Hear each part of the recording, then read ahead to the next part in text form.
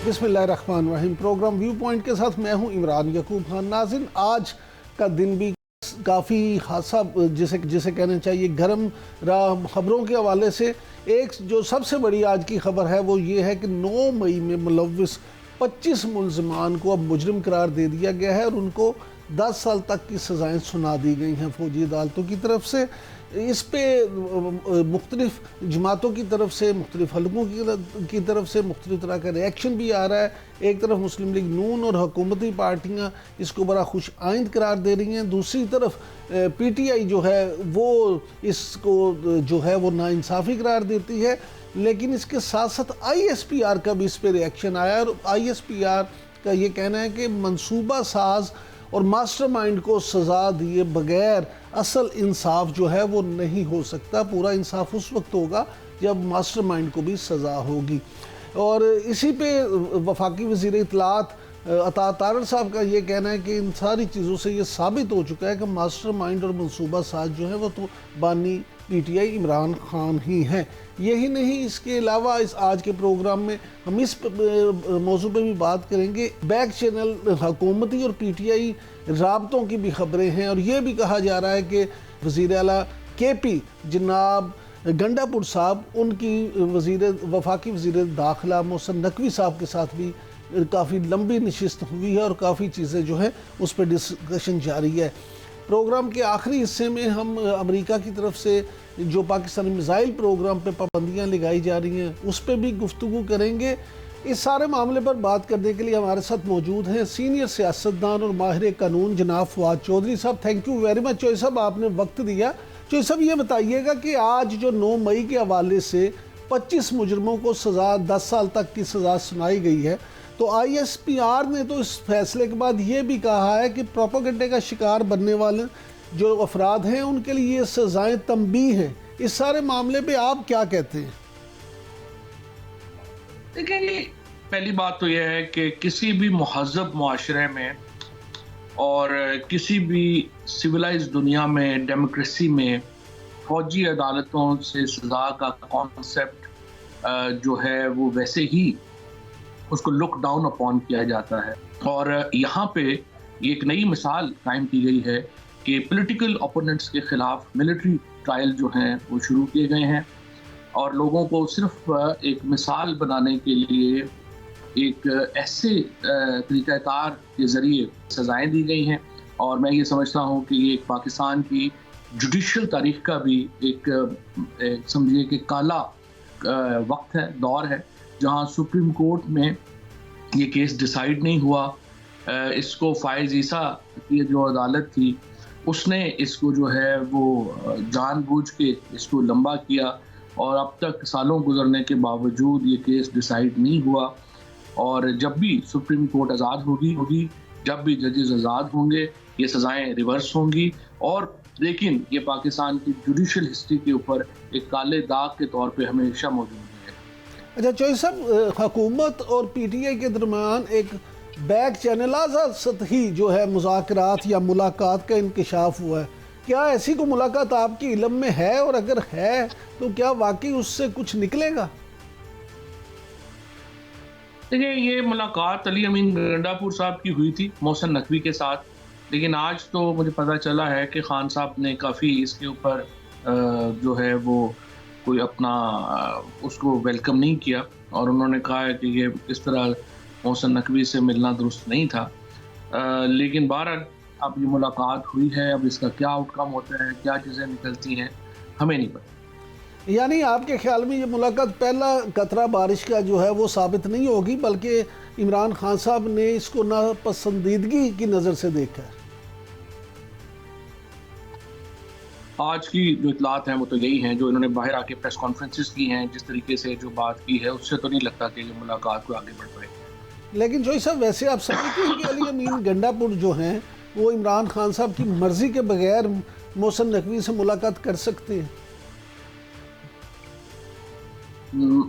देखिए, मेरा जो ख्याल है कि उन्होंने जो पर्सनल डिस्कशन की है शायद उसमें जुज़ियात ना डिस्कस ना हो, और इन हालात में जिस तरह से मुलाकात हुई है वो ज़ाहिर है कि उसके ऊपर तनकीद है। اچھا چوئی صاحب، ایک یہ بھی بڑی ذرائع یہ کہہ رہے ہیں کہ جی میاں نواز شریف اور بانی پی ٹی آئی کی بھی ایک ملاقات ہو سکتی ہے. کیا آپ سمجھتے ہیں کہ یہ دونوں جو لیڈر ہیں ان کی کوئی ملاقات ہو سکتی ہے اور پھر اس سے کوئی معاملات بھی طے ہو سکتے ہیں، خان صاحب کو بھی کوئی ریلیف مل سکتا ہے اور حکومت کو گرانے کا جو ایجنڈا ہے وہ بھی ختم ہو سکتا ہے؟ دیکھیے، نواز شریف صاحب نے جو موقع ہے وہ تو ضائع کیا. اگر وہ 8 فروری کو اپنے الیکشن میں شکست مان لیتے، اس سے ان کا قد بھی بڑھتا اور یہ تلخیاں جو ہوئی ہیں یہ بھی نہ ہوتی. لیکن میری نظر میں جس طریقے سے یہ چیزیں ہوئی ہیں، اب عمران خان اور نواز شریف کی ملاقات اصولی طور پہ تو ہونی چاہیے، اصولی طور پہ تو یہ کرنا چاہیے. لیکن میرا یہ خیال ہے کہ ڈائریکٹ ملاقات تو ممکن نہیں ہے، لیکن درمیان میں مولانا فضل الرحمان ہیں، محمود اچکزئی ہیں، وہ رول پلے کر سکتے ہیں. تو براہ راست ملاقات کی بجائے انڈائریکٹ اگر رابطے ہوں تو یہ پاکستان کے لیے اچھا ہو. اچھا چوئی صاحب، شیر افضل مروت صاحب 2-3 دن پہلے انہوں نے یہ کہا کہ انہیں ایسا محسوس ہوتا ہے کہ بانی پی ٹی آئی کو 190 ملین پاؤنڈ کیس میں 14 سال کی سزا سنا دی جائے گی. دوسری طرف وہ یہ کہتے ہیں کہ جو کچھ طاقتیں نہیں چاہتی کہ حکومت اور پی ٹی آئی کے درمیان مذاکرات ہوں، تو کیا ان کی کون سی بات ٹھیک ہے؟ کیا واقعی کچھ ایسی طاقتیں ہیں جو یہ مذاکرات نہیں چاہتی؟ دیکھیں جی، پاکستان کو جو اس وقت حالات ہے اس میں آپ دیکھیں کہ یہ جو لڑائی ہے اسٹیبلشمنٹ کی اور عمران خان کی، اس کے نتیجے میں سب سے بڑا فائدہ تو شہباز شریف اور مریم نواز کو ہو رہا ہے، جو الیکشن ہار کر بھی اقتدار میں ہیں. اس کا دوسرا بڑا فائدہ جو ہے وہ ان سیپریٹسٹ کو ہو رہا ہے جو کہ علیحدگی پسند ہیں اور جو کیمپینز بنا رہے ہیں فوج کے خلاف، پاکستان کے خلاف. اور تیسرا فائدہ ان یوٹیوبرز کو ہو رہا ہے جو باہر بیٹھے ہوئے عمران خان کی قید کو بیچ رہے ہیں. اور جو نقصان میں ہے، سب سے زیادہ نقصان پاکستان کو پہنچ رہا ہے، جہاں پہ تقسیم اوپر سے لے کے نیچے تک تقسیم ہو گیا ہے پاکستان. بڑا نقصان عمران خان کو ہو رہا ہے جو جیل میں ہے اور 17 مہینے سے جیل میں. اب یہ جو سارے معاملات ہیں ان کو لے کے آپ دیکھیے کہ جس قسم کی سچویشن بن رہی ہے اس میں مجھے یہی لگتا ہے کہ یہ 3 طبقات جن کا میں نے پہلے ذکر کیا کہ وہ فائدہ اٹھا رہے ہیں. عمران خان اور ہم لوگ جو ہیں وہ اس وقت کیسز بھگت رہے ہیں، جیلوں میں ہیں، اور یہ لوگ جو سیپریٹسٹ ہیں اور نون لیگ ہے یہ اس کو فائدہ اٹھا رہے ہیں. اچھا جو سب پی ٹی آئی کی کور کمیٹی کو آپ سے کیا مسئلہ ہے؟ وہ آپ کل بھی جو ان کا اتنا لمبا اجلاس ہوا ہے اس میں بھی آپ پہ بڑی تنقید کی گئی ہے، اور وہ سلمان اکرم راجہ صاحب کا تو یہ بیان بھی سامنے آیا ہے کہ جی 1 منٹ کی فواد چودھری صاحب کی ملاقات ہوتی ہے تو وہ آ کے ہم پہ وہ روب جھاڑنا شروع کر دیتے ہیں. یہ کیا چکر کیا ہے؟ پی ٹی آئی والے آپ سے اتنا خائف کیوں ہیں؟ یہ لوگ تو بھی آئے ہیں، 6-8 مہینے ہوئے ہیں ان کو آئے ہوئے. ان کو لگتا ہے کہ اگر پی ٹی آئی اصل جو ہے وہ واپس آتی ہے تو پھر ان کی جگہ نہیں بچے گی، اور یہ سارے لوگ جو ہیں وہ اسی تکلیف میں اور اسی میں جو ہے وہ لگے رہتے ہیں. آج بھی ایک آئی بی کے انفارمر ہیں اسلام آباد سے جو الیکشن لڑے، پی ٹی آئی میں شامل ہوئے، انہوں نے اس حوالے سے بات کی ہے اور کہا ہے کہ جی عمران خان نے یہ کہہ دیا وہ کہہ دیا. یہ سارے لوگ خائف ہیں، ڈرے ہوئے ہیں اور اس لیے یہ باتیں کرتے ہیں. اور دوسری پرابلم یہ ہے کہ یہ لوگ اصل میں عمران خان کو اندر رکھ کے اپنی زندگیاں بہتر کر رہے ہیں، اپنی سیاستیں بہتر کر رہے ہیں، اور ہم لوگ عمران خان کو باہر لانے میں انٹرسٹڈ ہیں. اور یہ لوگ جو پی ٹی آئی کی جو لیڈرشپ ہے جس طرح سے اس کو سپورٹ کر رہی ہے، اس کے نتیجے میں شدید خطرات لاحق ہیں عمران خان کی پالیٹکس کو اور پی ٹی آئی کی پالیٹکس کو. اور یہ لوگ صرف بیرون ملک جو ہے وہ اوورسیز کو لوٹنے کے اور اوورسیز کو پیسے لینے کے ان کا اور کوئی کام نہیں ہے. اور یہ ایک سنجیدہ جو سیاست ہے عمران خان کی اس کے لیے شدید خطرہ ہے. لیکن جوئی صاحب، کیا آپ نہیں سمجھتے کہ عمران خان صاحب کو زیادہ دیر تک اندر رکھ کر پی ٹی آئی کی سیاست جو ہے وہ نہیں چل سکتی؟ نہیں چل سکتی، بالکل آپ کی بات ٹھیک ہے. لمٹ ہے ایک چیز کی، اور عمران خان کو، لیکن دوسری طرف دیکھیے نا پاکستان کے اندر جو ڈویژن ہے وہ بھی تو عمران خان کو اندر رکھ کے اتنی زیادہ بڑھ گئی ہے اور اتنی زیادہ بڑھتی جا رہی ہے کہ اس کے اوپر بھی ایک اس وقت جو معاملات ہیں وہ بڑے پیچیدہ ہوتے جا رہے ہیں. اور اگر یہ معاملہ ہوا اس طرح سے آگے گیا تو اس کے بہت نقصانات ہوں گے. اور عوام عمران خان کے ساتھ کھڑی، اور عمران خان کو باہر نہ آنے دینے کا جو ایجنڈا ہے جس میں پی ٹی آئی کے لوگ بھی شامل ہیں، یہ خطرناک ایجنڈا ہے، یہ ملک کے لیے خطرناک ہے۔ لیکن چوئی صاحب یہ فرمائیے گا کہ کچھ لوگوں کا یہ خیال ہے کہ 9 مئی سمیت 32 مقدمات میں جو بشرا بی بی کی عبوری ضمانتیں مل گئی ہیں، یہ بھی اسی لیے ہے کہ کہیں نہ کہیں مذاکرات کا معاملہ چل رہا ہے، تو اسی لیے ان کو ضمانتیں دی گئی ہیں کہ ایک اچھا جیسچر شو کیا جائے۔ کیا واقعی ایسا ہے؟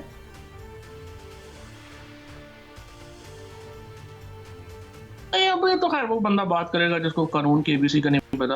عبوری ضمانتیں تو جو بھی آدمی عدالت میں جائے گا اس کو ملے گی، وہ تو ایسا پرابلم نہیں ہے۔ تو جو ملی ہیں وہ تو ایک روٹین کی بات ہے، ان کی جب کنفرمیشن کا معاملہ آئے گا اس وقت دیکھیں گے۔ لیکن بہرحال بشرا بی بی باہر ہے، ان کا فرض بنتا ہے کہ وہ عمران خان کی رہائی کے لیے کوشش بھی کریں اور سیریس پالیٹکس کریں۔ چوئی صاحب آپ نے ہمیشہ یہ کہا ہے کہ بشرا بی بی یا علیمہ خان صاحبہ جو ہیں وہی اگر قیادت سنبھالیں گی پی ٹی آئی کی تو معاملات بہتر ہوں گے۔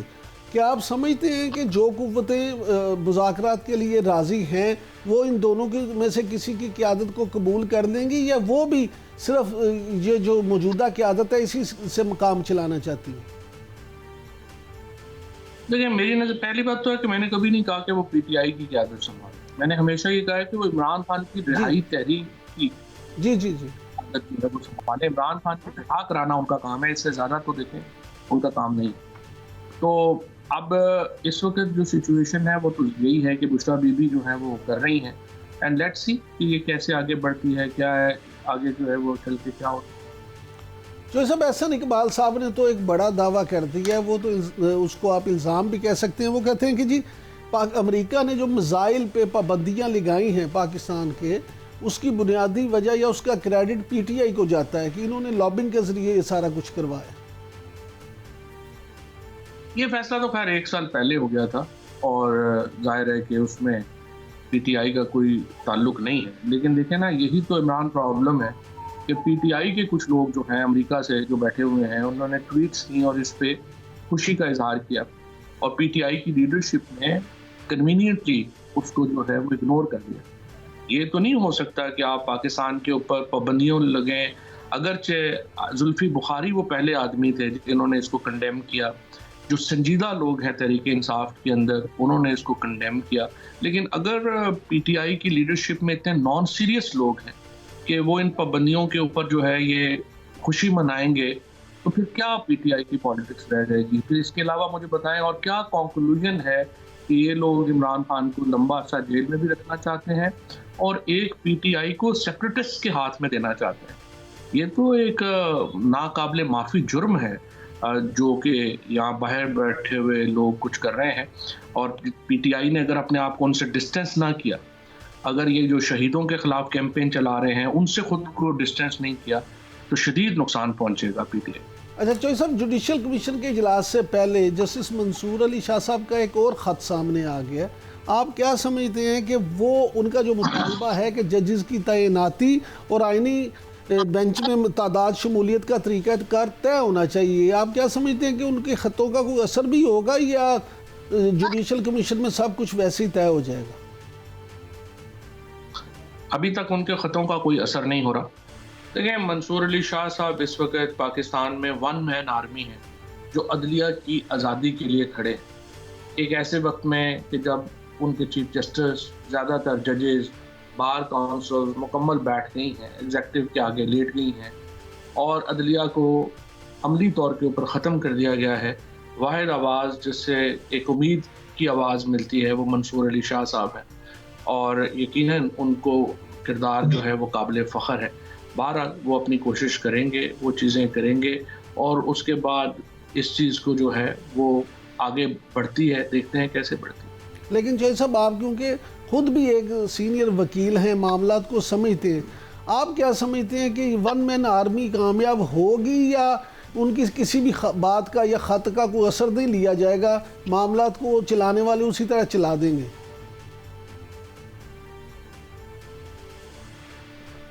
نہیں، معاملات کو چلانے والے اس طرح سے چلا دیں، لیکن بہرحال تاریخ تو لکھی جا رہی ہے، اور کیا ایونٹ کب کیا ایونٹ ہو، کیا چیزیں بدل جائیں، کوئی کچھ کہہ نہیں سکتا۔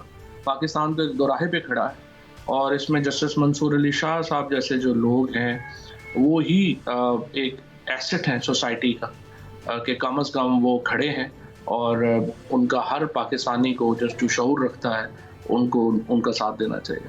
اچھا چوہی صاحب، آپ پیپلز پارٹی کی سیاست کو بھی بہت گہری نظر سے دیکھتے ہیں، سمجھتے ہیں، اور مسلم لیگ نون کی سیاست پہ بھی آپ کی ہمیشہ نظر رہتی ہے۔ حکومت اور پیپلز پارٹی اتحادی ہونے کے باوجود ہمیشہ اختلافات کا رونا روتے رہتے ہیں، اور دونوں کی طرف سے کمیٹیاں بھی اگرچہ بنائی گئی ہیں لیکن معاملات حل نہیں ہو پا رہے۔ آپ کیا سمجھتے ہیں کہ حکومت اور پیپلز پارٹی کے معاملات، یہ اختلافات جو ہیں دور ہو پائیں گے یا دونوں اسی تنخواہ پہ نوکری کرتے رہیں گے؟ یہ دونوں اسی تنخواہ پہ نوکری جو ہے وہ کرتے رہیں گے۔ اس کی وجہ یہ ہے کہ جو اس وقت حالات ہیں ان میں اگر آپ غور کریں تو دونوں کے پاس پولیٹیکل کیپٹل ہی نہیں ہے کہ وہ کھڑے ہو سکیں، لہٰذا جو اس وقت حالات ہیں اس میں جو مرضی باتیں بلاول کر لیں، الٹیمیٹ فیصلہ زرداری صاحب نے کرنا ہے۔ لہٰذا جو اس وقت کے سیاسی حالات ہیں اس کے نتیجے میں مجھے نہیں لگتا کہ وہ کوئی انڈیپینڈنٹ فیصلہ کرنے کی پوزیشن میں ہے۔ لہٰذا یہ جو سسٹم ہے یہ ایسے ہی چلتا رہے گا، اور اگر عمران خان اس سسٹم کو چیلنج نہیں کر سکتے تو پھر فوری طور پہ سسٹم کے خاتمے تک کوئی چانس نہیں۔ بہت شکریہ فواد چودھری صاحب۔ ناظرین، آپ نے چوہی صاحب کی گفتگو سنی۔ چوہی صاحب کا کہنا ہے کہ پاکستان پیپلز پارٹی اور مسلم لیگ اسی طرح پہ نوکری کریں گی، کیونکہ بلاول بھٹو زرداری انڈیپینڈنٹ نہیں ہیں، وہ ڈیپینڈنٹ ہیں اپنے والد محترم آصف علی زرداری صاحب پہ، اور زرداری صاحب جو ہیں وہ اسٹیبلشمنٹ کے ساتھ ہی رہ کر کام کرنا چاہتے ہیں۔ اس وقت ہوا ایک بریک کا، بریک سے واپس آئیں گے تو ہم اپنی گفتگو کو جاری رکھیں۔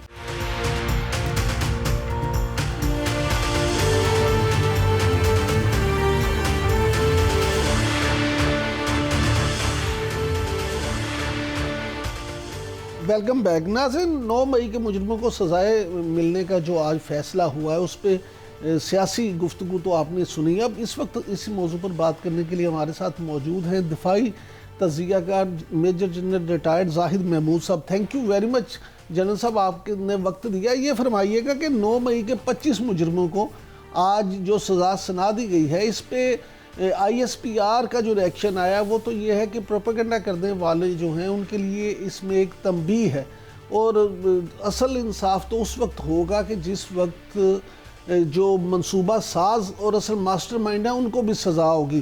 آپ کا اس معاملے میں کیا تبصرہ ہے؟ جی عمران بھائی، پہلے تو thank you very much for the invite and having me on your show. دیکھیں، 9 مئی جو ہے وہ ایک انفارچونیٹلی ہماری تاریخ کا ایک سیاہ دن ہے۔ میں بغیر اس کے سیاسی محرکات یا جو سوشل یا ادر محرکات اور میں جائے بغیر یہ کہوں گا کہ دیکھیں، ارسپیکٹو کہ یہ کس پارٹی کی طرف سے ہوا، کس کا ہوا، کسی کے میں نام نہیں لینا چاہوں گا، لیکن میں یہ ضرور کہوں گا کہ جو کچھ ایونٹ ہوتے ہیں قوموں کی زندگی میں جو ان کی بنیادوں پر حملہ ہوتے ہیں، اور آپ دیکھیں کسی جگہ پہ آپ حملہ کریں، ان کی اگر در و دیوار خراب ہو جائے، دیواریں خراب ہو جائیں، تو آپ اس کو دوبارہ ری بلڈ کر سکتے ہیں، اس کا پینٹ چینج کر سکتے ہیں، رنگ بدل سکتے ہیں، لیکن جب بنیادوں پر حملے ہوتے ہیں اس کے مضمرات جو ہوتے ہیں وہ ڈیفرنٹ ہوتے ہیں، اور قومیں بڑے عرصہ اس کا درد اور اس سانے سے دوچار رہتی ہے۔ تو 9 مئی بھی ایک unfortunately it was a bad day for the Pakistan. اب یہ جو سزائیں ہوئے ہیں، اب آپ کو یاد ہوگا کہ اتنا عرصہ یہ پینڈنگ رہی ہیں ملٹری کورٹس کے اندر، پھر ہمارے کورٹس میں جو سیولینز کے ٹرائل کے سلسلے میں چیزیں چلتی رہیں تو ان کو روکا گیا تھا۔ آئی تھنک یہ سزا کا ڈکلیئر ہو جانا پاکستان کے لیے، میں اس میں ایک پازیٹیو چیز یہ دیکھتا ہوں کہ ارسپیکٹو کی سزائیں کس کو ہوئی ہیں، کم از کم لا فیئر نے اپنا رستہ لیا ہے، اسٹیٹ نے اپنی ول شو کی ہے، اور اسٹیٹ نے یہ ثابت کرنے کی کوشش کی ہے کہ پاکستان کے ساتھ اگر کوئی کھیلے گا، پاکستان کے جو نظریات ہیں، نظریے کے ساتھ، یا پاکستان کے آئین اور قانون کے ساتھ اگر آپ کوئی کھیلے گا تو وہ لاجیکل اینڈ تک جائے گا۔ تو ایک ٹوٹل جو جسٹس ہم جس کو کمپلیٹ جسٹس کہتے ہیں، اس کی بنیاد رکھی گئی ہے، یہ پہلا سٹیپ ہے۔ اور پھر یہ کافی عرصے سے ملٹری ٹرائل ان کا چل رہا تھا، سول جیل میں یہ شفٹ ہو جائیں گے اور اپنا پروسیس شروع کریں گے۔ جنرل صاحب یہ فرمائیے گا کہ کوئی بھی محب وطن پاکستانی ہو، جیسا کہ آپ نے خود کہا پہلے بات شروع کرنے سے پہلے اپنی گفتگو، کہ کوئی بھی سیاسی محرک نہیں ہے، لیکن کوئی بھی محب وطن پاکستانی، خواہ اس کا تعلق پی ٹی آئی سے کیوں نہ ہو، وہ 9 مئی کے واقعات کی ہمیشہ آپ کو اس پہ تنقید کرتا ہی نظر آئے گا. کوئی بھی اس کی تائید نہیں کرتا یا کوئی یہ نہیں کہتا کہ یہ کوئی اچھا عمل ہوا ہے. لیکن کیا آپ نہیں سمجھتے کہ مختلف ملکوں میں یا قوموں میں اگر سزا نہ بر وقت سنائی جائے تو اس سے بھی معاملات خرابی کی طرف جاتے ہیں؟ جی ہاں، دیکھیں عمران صاحب، میں اسی چیز کو کہہ رہا ہوں کہ پازیٹیو یہ چیز بھی ہے. دیکھیں اگر پی ٹی آئی ڈینائی کرتی ہے، پی ٹی آئی کہتی ہے کہ جی ہم اس پہ شامل نہیں ہیں، ہمارا اس سے کوئی تعلق نہیں ہے، تو ان کو اس کے اوپر زیادہ تکلیف نہیں ہونی چاہیے. ان کو بلکہ اس پہ یہ اسٹیٹمنٹ دینی چاہیے خوشی کی کہ جی جنہوں نے 9 مئی کیا، جنہوں نے عوام میں اور افواج میں درار ڈالنے کی کوشش کی، یا جنہوں نے، اگر وہ سمجھتے ہیں کہ یہ پی ٹی آئی کے لوگ نہیں ہیں اور انہوں نے پی ٹی آئی کو بدنام کرنے کی کوشش کی ہے، تو پھر تو ان کو بھی میں مبارکباد دیتا ہوں کہ یہ لوگ پکڑے گئے. لیکن ایسا ہے نہیں. ہمیں سب کو معلوم ہے کہ اس کا کہیں نہ کہیں تانا بانا سیاسی لیڈرشپ سے، سیاسی قیادت سے، سیاسی جماعت کے ساتھ کہیں نہ کہیں مل جاتا ہے. دیکھیں ذہن سازی کی گئی ہوگی ان لوگوں کی. میں آپ کو عمران صاحب بتاؤں کہ میں کچھ عرصہ پہلے جو وکٹم جن کو بھی سزائیں ہوئی ہیں، ان میں سے ایک بچے کے والد صاحب میرے پاس آئے اور انہوں نے کہا جی کہ یہ میرا بچہ اس طرح ملٹری کورٹ پہ، اس کی میں ان کا نام نہیں لینا چاہوں گا، ملٹری کورٹ میں اس کا ٹرائل ہو رہا ہے، وہ کور کمانڈر ہاؤس جو لاہور میں اس کے حملہ میں شامل ہے. اور وہ جس کرب سے گزر رہا تھا عمران صاحب ایز اے فادر، اس کی والدہ جس کرب سے گزر رہی ہے، اس کی فیملی جس کرب سے گزر رہی ہے، اس کا اندازہ عام آدمی کو نہیں ہے. یہ انہی فیملیز کو پتہ ہے جس کرب سے وہ گزر رہے وہ. اور ان کا یہ بھی کہنا تھا کہ جی میں نے تو اپنے بچے کو لاہور بھیجا تھا پڑھائی کے لیے، وہ ایک ہاسٹل میں رہ رہا تھا، وہاں سے اس کا ذہن ٹارگٹ ہوا، وہ اس حالت میں گیا، وہ ہاسٹل میں رہ رہا تھا پڑھنے کے لیے. تو کہتا ہے جی میں نے تو بچہ بھیجا تھا لاہور میں اپنا مستقبل سنوارنے کے لیے، اپنی تعلیم مکمل کرنے کے لیے، میں نے اس کے ہاتھ میں قلم دے کے بھیجا تھا، میں قلم کی امید کر رہا تھا، اور وہاں پہ اس کے ہاتھ میں ڈنڈا تھا اور وہ کور کمانڈر ہاؤس کے اوپر پہنچا ہوا تھا، اور وہ کہہ رہا تھا کہ شاید اس کی دماغی حالت ٹھیک نہیں رہی کہ اس کو اوپر اتنا اثر ہو گیا. اچھا جنرل صاحب، اب وہ کہتا ہے جی میں تو اس مستقبل کی دیکھنے کے بجائے میں تو اس کا مستقبل تھا، جب جیل میں وہ جائے گا، جب وہ اس کی لڑکیاں اس کا مستقبل بن گئی ہے، تو اس کا جواب کون دے گا؟ اس کا جواب اب ان لوگوں کو دینا ہوگا کہ جنہوں نے اس بچوں کو استعمال کیا. بالکل ان لوگوں کو جواب تو دینا ہوگا، لیکن جنرل صاحب کوئی جواب امریکہ کو بھی دینا پڑے گا یا نہیں؟ اب تو امریکہ نے جس طرح سے پاکستان کے میزائل پروگرام پہ پابندیاں لگا دی ہیں، اور جس طرح سے وہ یہ کہتے ہیں کہ جی پاکستان امریکہ کو ٹارگٹ کر سکتا ہے، تو یہ آپ کیا سمجھتے ہیں امریکہ نے یہ بیان کیوں جاری کیا ہے؟ جی دیکھیں انفارچونیٹلی یہاں پہ اب انوائرمنٹ جو ہے پورے ریجن کی یہ بڑی خطرناک انوائرمنٹ ہے عمران صاحب. بحیثیت پاکستانی آئی تھنک آپ نے بڑا اچھا یہ سوال کیا ہے. اس پہلے جو چیزیں ہوئی ہیں 9 مئی کی اور اب یہ جو ایونٹ امریکہ کا ہوا ہے، تو ایک ماحول پیدا کیا جا رہا ہے. اس کے بہت سی محرکات ہو سکتی ہیں. کچھ تو ڈومیسٹک پالیٹکس ہے یونائٹڈ اسٹیٹس کی، جو بائیڈن ایڈمنسٹریشن الیکشن آ رہا ہے، اس کی جو وار پالیسی ہے، یہ فارن پالیسی ڈومین ہے، اس کو افیکٹ کیا ہے. پھر انڈیا کا جو رول ہے انڈو پیسفک میں، میں کوئکلی بتاتا چلوں، اس پہ انڈیا کو وہ امپورٹنس دے رہے ہیں، انڈیا کو باور کرایا جا رہا ہے، اور پاکستان کو ایک وارننگ دی جا رہی ہے. ایران تک تو جنگ آ گئی ہے عمران. تو ابھی دیکھیں ہمیں بحیثیت پاکستان اب پولیٹیکل سٹیبلٹی لانی ہے. یہ جو ایونٹ ابھی 9 مئی کا آپ دیکھ رہے ہوئے، اگر یہ جسٹس ہو رہا ہے تو اب ان سزاؤں سے آگے بڑھے، اس میں پازیٹیو دیکھنا ہے. اور آگے ہم نے پولیٹیکل لیڈرشپ کو بھی یہ سوچ رہا ہے کہ کہاں تک وہ اپنے ورکرز کو یوز کریں گے اور کہاں پہ ریڈ لائن شروع ہو جائے گی جہاں پہ اسٹیٹ کو چیلنج نہیں کرنا چاہیے. اسٹیٹ بڑی پاورفل ہوتی ہے، اس نے اپنی ول شو کر دی ہے اور وہ دکھائے گی. اب امریکہ اس ماحول کا فائدہ اٹھا رہا ہے جہاں پہ سٹریس ہے، جہاں پہ دیکھیں we have a special situation in Khyber Pakhtunkhwa, ہماری سچویشن ہے بلوچستان کے اندر، ہماری سچویشن ہے بارڈرز کے اوپر. انڈیا میں ایک گنتوا مائنڈ سیٹ کے مودی گورنمنٹ بیٹھی ہے جو اپنی ایکسپینشنسٹ پالیسیز اپنانا چاہتی ہے. تو پاکستان کو وہ امپلوڈ کرنا چاہتے ہیں، ایک مرے ہوئے ہاتھی کی طرح کرنا چاہ رہے ہیں. پاکستان کی جو ضمانت ہے سروائیول کی، زندہ رہنے کی، وہ ہمارا نیوکلیئر پروگرام ہے، ہماری آرمڈ فورسز ہے، ہماری اسٹرانگ فوج ہے. جنرل صاحب ڈونلڈ ٹرمپ نے جو مشیر اپنے خارجہ پالیسی کے مقرر کیے ہیں، ان کی تعیناتی کو آپ کس طرح سے دیکھتے ہیں؟ جی دیکھیے جتنے بھی ابھی ان کے مشیر آئے ہیں خارجہ پالیسی کے ساتھ بھی آپ دیکھ رہے ہیں، پھر ان کے جو روبیو آ رہے ہیں وہاں پہ، یا جو جتنے بھی لوگ جیری آ رہی ہیں، तो ये ज्यादातर प्रो इंडियंस है, प्रो इंडियन इनकी सोच है। लेकिन सर मैं खास के साथ तो जनरल साहब, मैं खास तौर पर रिचर्ड गर्नेल की बात कर रहा हूं कि आप उनकी तैनाती को और उनके बयानात को किस अंदाज में देखते हैं?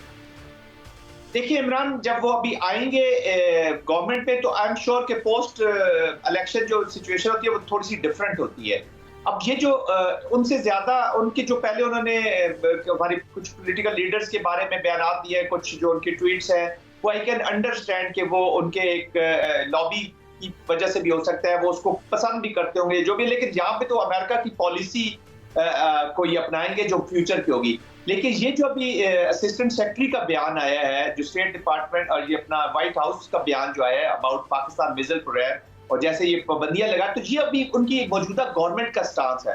अब ट्रंप इस स्टांस को पाकिस्तान के बारे में कैसा लेके जाएंगे, वो that will be a different story. But जो मशीर उनके आ रहे हैं कौमी सलामती के, देख लें इनके डिफेंस सॉरी ये जो सिक्योरिटी काउंसिल में है या जो उनके एडवाइजर्स है, सिक्योरिटी एडवाइजर्स है, अब ये mostly they are pro Indian, pro Israel. तो पाकिस्तान के बारे में उनके कुछ ख्यालात अच्छे नहीं है, जो हमें फिंगर्स क्रॉस करवा हो जाती है हमारी, कि हमें नहीं पता कि वहां से कैसी पॉलिसी आएगी। तो ये तो पाकिस्तान को अपना दिमाग खुद करना है, एक पॉलिटिकल स्टेबिलिटी लानी है, इकोनॉमिक। जनरल साहब अभी आपने जब रीजन की बात की, ईरान की बात की, तो आप क्या समझते हैं कि अमेरिका जो है, क्या वो अमेरिका इसराइल गठजोड़ के जरिए से मशरिक़ वुस्ता में मामलात को मज़ीद ख़राब करके तो इसराइल को ग्रेटर इसराइल के मंसूबे पे अमल करने तो नहीं जा रहा? देखें शाम में क्या हो रहा है, लिबनान में क्या हुआ। इमरान भाई, मैं ऑनेस्टली ये बताऊंगा कि जा रहा नहीं है, जा चुका है। तो मेरा ख्याल में अब जिस तरीके से उसकी पॉलिसीज वहां पे जो टेसिट अप्रूवल उन्होंने जेनोसाइडल वॉर की दी है, आज गाजा किधर है? आज जो गोलान हाइट्स है उसकी सिचुएशन देख लिए, गाजा एग्जिस्ट ही नहीं करता दुनिया के नक्शे के ऊपर अनफॉर्चुनेटली। वहां पे 45 से 50,000 के करीब शहादतें हो चुकी है। इतना जेनोसाइड तो इस मॉडर्न वर्ल्ड में हमने कभी न सुना न देखा। उसके बाद आज लेबनान किधर है, आज सीरिया किधर है, इराक को आप देख चुके हैं कि रिड्यूस टू द साइज हो चुका है, फिर यमन में आप एप्लीकेशन देख रहे हैं। तो ऑलरेडी जो ग्रेटर इजराइल है इस वक्त जो सबसे बड़ा विनर है रीजन में, वो तो इजराइल है और उसको टेसिट अप्रूवल है अमेरिका की। तो अमेरिका देखिए वहां पे बैलेंस नहीं ना रहा, जब अपनी फौजें ना हो, अपनी हुकूमतें ताकतवर ना हो, पॉलिटिकल स्टेबिलिटी ना हो, तो फिर बाहर के सोल्यूशन आते हैं। आज सीरिया की बात देख ले, सीरिया में सिवाय सीरियंस के हर कोई अपने तजर्बे वहां पे कर रहा है, अपनी जो उनकी हुकूमत है आप देखेंगे कितनी इंक्लूसिव होती है। यही हालात पाकिस्तान के अगर हो गए या इस रीजन के हो गए, अफगानिस्तान की हालत देखिए, we have डिसअरेड Afghanistan, disorganise Afghanistan, Iran में वॉर पहुंच चुकी है। और पाकिस्तान का ये जो कुछ तबके तो ये भी कह रहे हैं कि ये जो इन्होंने कहा कि जी अमेरिका को हिट कर सकता है, बेसिकली वो ये भी बता रहे हैं कि पाकिस्तान से इसराइल भी हिट हो सकता है, पाकिस्तान से अमेरिका भी। तो हमने तो कभी अमेरिका के बारे में ऐसे डिजाइन नहीं किए। पाकिस्तान का प्रोग्राम एक अमन का प्रोग्राम है, हमारी अपनी डिफेंस और सिक्योरिटी की गारंटी है। और देखिए वो this is India specific, India जहां तक ले जाएगा अपने प्रोग्राम को, पाकिस्तान ने स्ट्रेटेजिक डेटरेंस में उसको मैच करना ही करना है, उन रेंजेस को हासिल करना ही करना है। ये हमारा होम ग्रोन इंडिजिनस प्रोग्राम है। और इन पाबंदियों, पहले भी बहुत सी पाबंदियां लगी, प्रेसनल अमेंडमेंट से आगे तो हम खुद सारी पाबंदियां हमारे जिंदगी में देखी हमने, उससे पहले भी लगी है, 98 पे पाबंदियां लगी। लेकिन उसके बावजूद चूंकि ये पाकिस्तान की आवाम का प्रोग्राम है, ये पाकिस्तान की कोई पॉलिटिकल लीडरशिप, कोई मिलिट्री लीडरशिप इस पे कंप्रोमाइज नहीं कर सकती। और जो भी इस प्रोग्राम को कमजोर करने की कोशिश करेगा फ्रॉम विद इन और विद आउट, वो पाकिस्तान का दुश्मन है। पाकिस्तान का प्रोग्राम, पाकिस्तान की आवाम का प्रोग्राम है। कोई भी हुकूमत या एस्टेब्लिशमेंट इस प्रोग्राम को पे कंप्रोमाइज नहीं कर सकती। ये कहना जी जनरल रिटायर्ड जाहिद महमूद साहब का। Thank you very much general साहब, आपने वक्त दिया। नाज़रीन, अब वक्त हुआ एक ब्रेक का, ब्रेक से वापस आएंगे। जो भी डंकी के ज़रिए से लोग यूरोप में पाकिस्तानी जाना चाहते हैं, वो क्यों अपनी जानों को इस तरह से गंवाते हैं, और उनकी रोकथाम के लिए कानून नाफिज करने वाले इदारे किस तरह से अपना किरदार अदा कर रहे हैं और कर सकते हैं। Stay with us.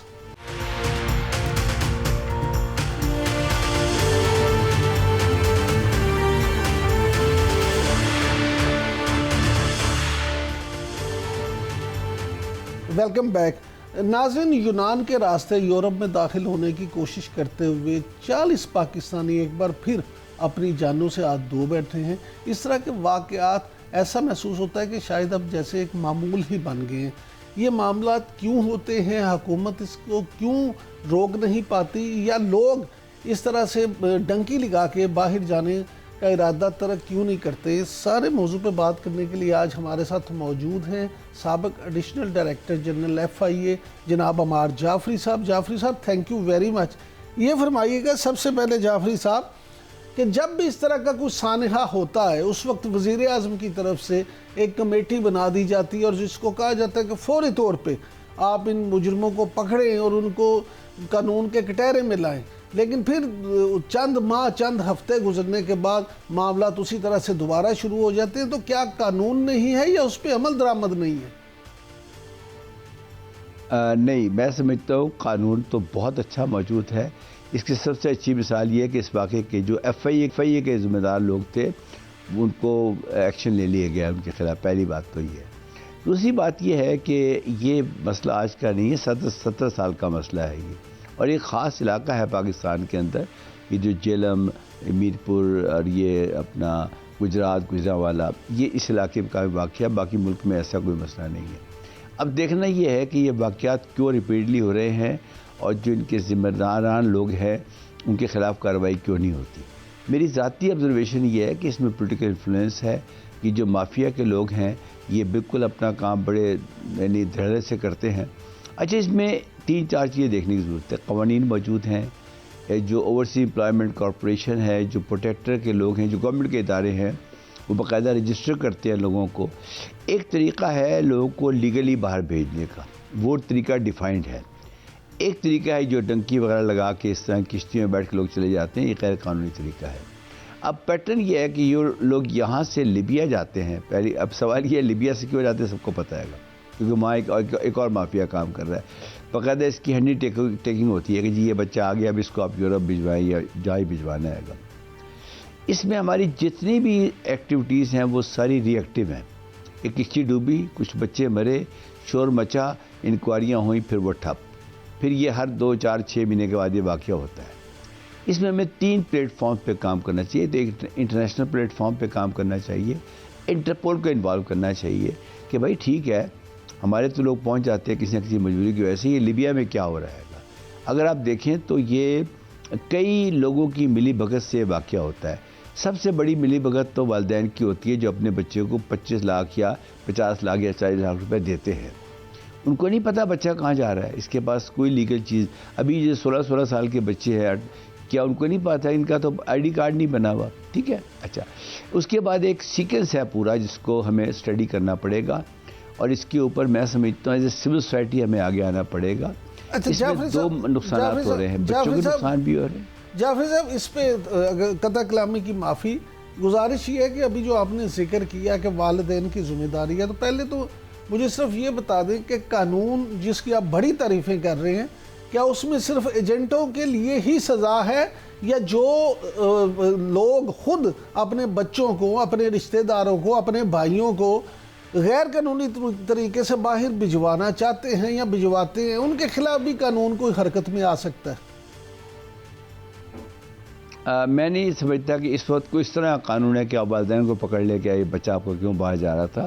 یس، اس بچے کے خلاف ضرور کارروائی ہوگی، وہ ڈیپورٹ ہو کے آئے گا تو FIA اپنا کام کرے گی۔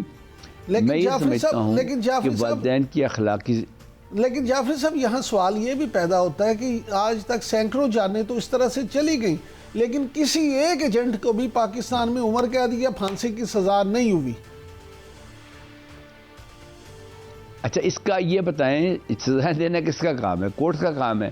کورٹ کیا کر رہی ہیں آپ روز دیکھ رہے ہیں ٹی وی کے اوپر۔ میں تو کچھ نہیں کہوں گا اس معاملات کے اوپر۔ میں یہ سمجھتا ہوں کہ یہ پوری گورننس کے سسٹم کا فقدان ہے۔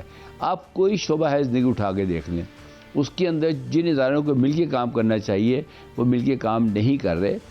جب سوسائٹی میں کوئی پرابلم آتا ہے، جو یہ پرابلم آیا ہوا ہے، اس کے لیے تمام اداروں کو میں سمجھتا ہوں کہ حکومت وقت کو فوری طور پہ چاہیے کہ ایک ہائی پاور کمیٹی بنائی جو انہوں نے بنا دی ہے، اور اس واقعے کے اندر جتنے لوگ بھی ملوث ہیں میں سمجھتا ہوں گا ان تمام کو اسے کہتے ہیں نا کہ صحیح سزا دی جائے۔ پہلی بات یہ۔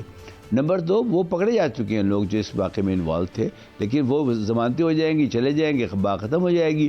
اچھا، جب وہ دوبارہ آتے ہیں نا یہ کاروبار کرنے کے لیے، تو وہ پرانے پیسے بھی ریکور کر لیتے ہیں اپنے اور پیسے بڑھا دیتے ہیں گے.